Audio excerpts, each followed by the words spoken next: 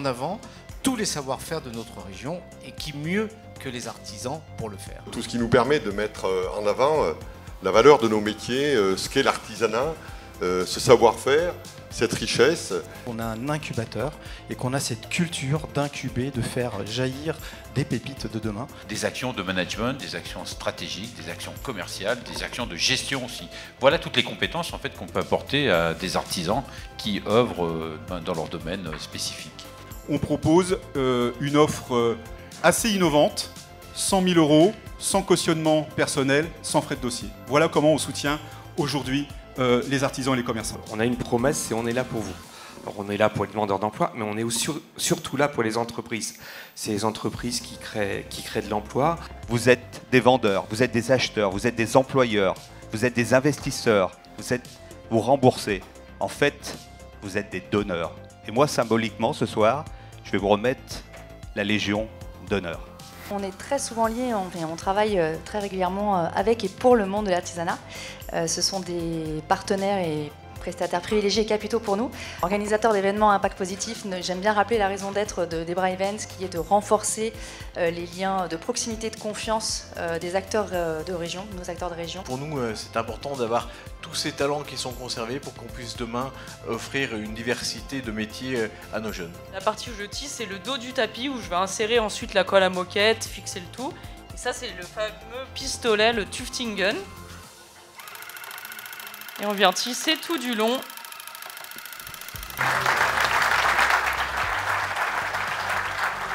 Hilaire Ballandre, gérant de la société Eau Vivante au Puy-en-Velay. On s'appuie sur ces aspects physico-chimiques pour permettre aux personnes de retrouver une eau de grande qualité pour générer un terrain de bonne santé.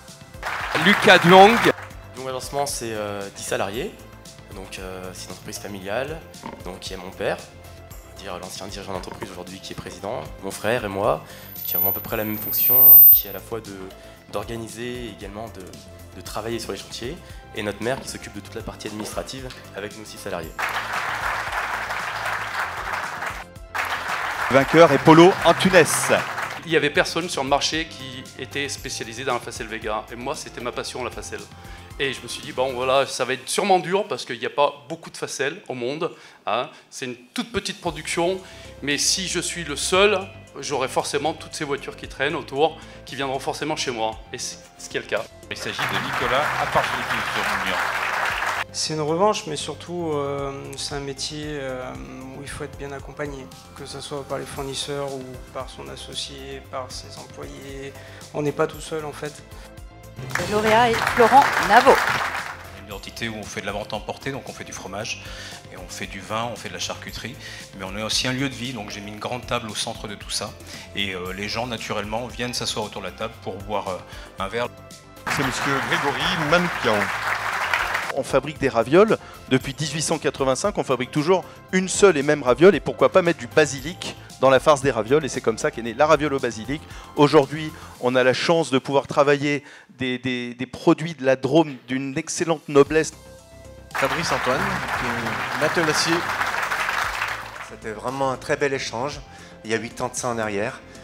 Et elle m'a appris à faire les matelas vraiment à l'origine comme avant. Tout cousu à la main. Il n'y a aucune machine. Vous me donnez même un matelas à refaire, parce que je refais des matelas, avec du crin dedans, je suis capable de vous le refaire.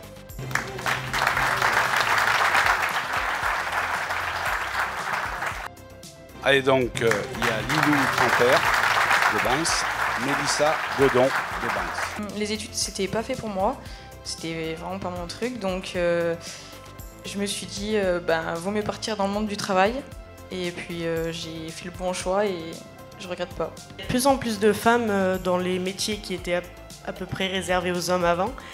Et c'est vrai que même les clients, quand ils nous voient derrière la vitre au labo, ils sont un peu impressionnés de voir des filles avec des couteaux dans les mains. On va faire de la marqueterie, c'est quelque chose qui sert à donner de la valeur ajoutée en somme à un meuble ou d'autres pièces. C'est principalement du décor et en somme c'est un puzzle, on va découper du bois et l'assembler et on va créer des dessins, des motifs, en fait vraiment ce que l'on veut. Et mon travail principal c'est de travailler sur la transparence du bois.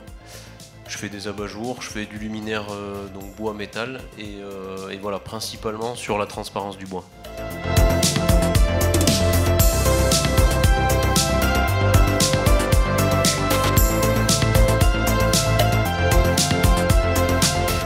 Merci à l'UDP puis au Progrès pour faire connaître mon métier qu'on ne connaît plus, quoi.